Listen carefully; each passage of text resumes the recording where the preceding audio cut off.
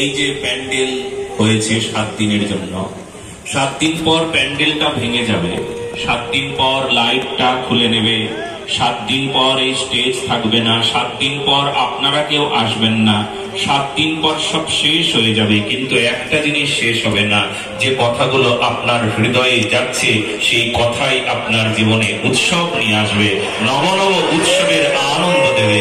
কখনো উৎসব শেষ হবে না, কখনো উৎসব ফুরিয়ে যাবে না, যা কখনো ফুরোয় না। চরিত্রে দিব্য থেকে দিব্যতর দিব্যতম হয়ে যায়।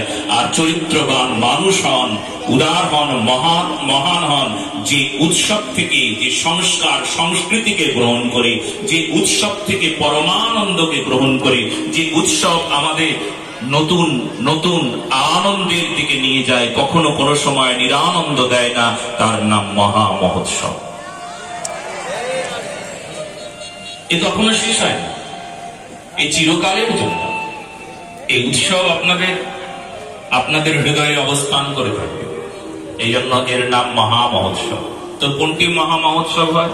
ভগবান সম্বন্ধ করে ভগবানের যে কোনো আনন্দ উৎসব, আমাদের সনাতনী সংস্কার সংস্কৃতির সঙ্গে জুড়ে থাকা যে উৎসব, তার নাম মহা মহোৎসব। কারণ সনাতন শব্দটি যেখানে আছে তার নাম শাশ্বত, তার নাম নিত্য। পূর্বে ছিল, এখন আছে, পরে থাকবে, তার নাম সনাতন।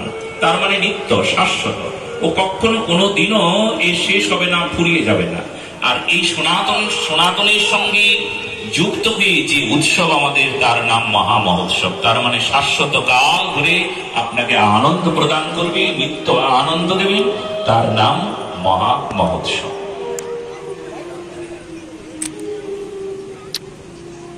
এবার নন্দালয়ে মহা মহোৎসব শুরু হয়েছে। কারণ ভগবান কৃষ্ণের জন্ম থেকে আনন্দের শেষ নাই। এবার শুধু নন্দালয়ে যে আনন্দ তা নয়, এই আনন্দ চারিদিকে। ভগবান কৃষ্ণের জন্ম মানে চারিদিকে আনন্দ, ব্রজমণ্ডল জুড়ে আনন্দ। গোপীগণ ওই কথাই বলছিলেন, জয়তীতে ভিকম জন্মনা ব্রজ শ্রয়ত ইন্দিরা শস্য দত্রভি। জয়তীতে ভিকম, সেই দিন থেকে আনন্দের শেষ নাই, আনন্দ অধিক, জয় অধিক, মঙ্গল অধিক। কবে? যেই দিন তোমার ব্রজে জন্ম হলো। আজ কি ব্রজে মহানন্দ, ভগবানের জন্মের আনন্দে সবাই আনন্দিত। শুধু ব্রজমণ্ডলে আনন্দ তা নয়, শুধু বৃন্দাবনে বনে আনন্দ তা নয়। আনন্দ কোথায় বলে, দেখো ব্রহ্মলোকে পর্যন্ত আনন্দ। ব্রহ্মা ওখান থেকে নৃত্য করতে শুরু করেছেন, ওখান থেকে নাচতে নাচতে আসছেন। দেবরাজ ইন্দ্র স্বর্গে আছেন, স্বর্গেও মহানন্দ। কৃষ্ণের জন্ম হয়েছেন বলে স্বর্গে আনন্দ হচ্ছে। স্বর্গে ধুমধুমি বেজে উঠেছেন, স্বর্গের অপ্সরাগণ নৃত্য করছেন, স্বর্গ থেকে পুষ্প বৃষ্টি হচ্ছে, আর সেই ফুল পড়ছেন ভগবানের রাতুল চরণী, বালকৃষ্ণের চরণী। ওই দূর দূরান্ত থেকে সবাই আনন্দ উৎসবে, মহা মহোৎসবে উন্মত্ত হয়ে আছেন। সমস্ত দেবতাগণ ছুটতে ছুটতে আসছেন, কেউ আর বাদ নাই। মহাদেব, শিবলোক মানে কৈলাসপতি মহাদেব, তিনি ওইখান থেকে শুরু করেছেন নাচতে, নৃত্য করতে করতে, নাচতে নাচতে আসছেন ওই কৈলাস থেকে। পার্বতী জিজ্ঞেস করছেন, প্রভু কোথায় যাওয়া হচ্ছে, এত আনন্দ কেন? তোমার নৃত্য দেখলে সবাই আমরা ভয় পাই, কারণ তুমি যখন নাচো তখন প্রলয় হয়। তবে আজ কি প্রলয়ের নৃত্য গো? বলে না, আজ প্রলয়ের নৃত্য না, আজ তো আনন্দ নৃত্য, আজ তো সৃষ্টির নৃত্য।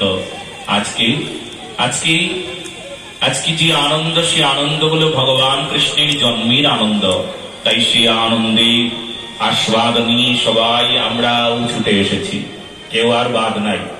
সবাই আমরা কৃষ্ণের জন্মের আনন্দে সবাই আনন্দ পাবো, এই জন্য সবাই ছুটে এসেছি। আহা, এবার দেবলোকের সমস্ত দেবতাগণ তারা নৃত্য করছেন ব্রজমণ্ডলে, ভগবান কৃষ্ণকে প্রদক্ষিণ করে করে নৃত্য করছেন। ব্রহ্মা নাচে, ব্রহ্মা নাচে, শিব নাচে, ব্রহ্মা নাচে, শিব নাচে, ব্রহ্মা নাচে শিব নাচে আর নাচে ইন্দ্র, গোকুলে গোয়ালা নাচে পাইয়া গোবিন্দ।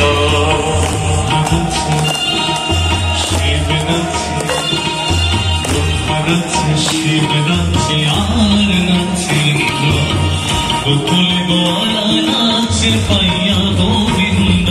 সবাই নৃত্য করছেন, ব্রহ্মা নৃত্য করছেন, শিব নৃত্য করছেন,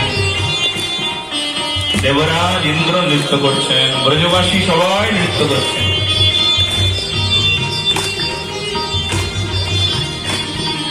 পঞ্চমুখী চতুর্মুখী, পঞ্চমুখী চতুর্মুখী দেবমুখী গণ, সকলে আনন্দ করে পাইয়া জনার্দন। চতুর্মুখী পঞ্চমুখী চতুর্মুখী পঞ্চমুখী দেবমুখী গণ, সকলে আনন্দ করে পাইয়া জনার্দন।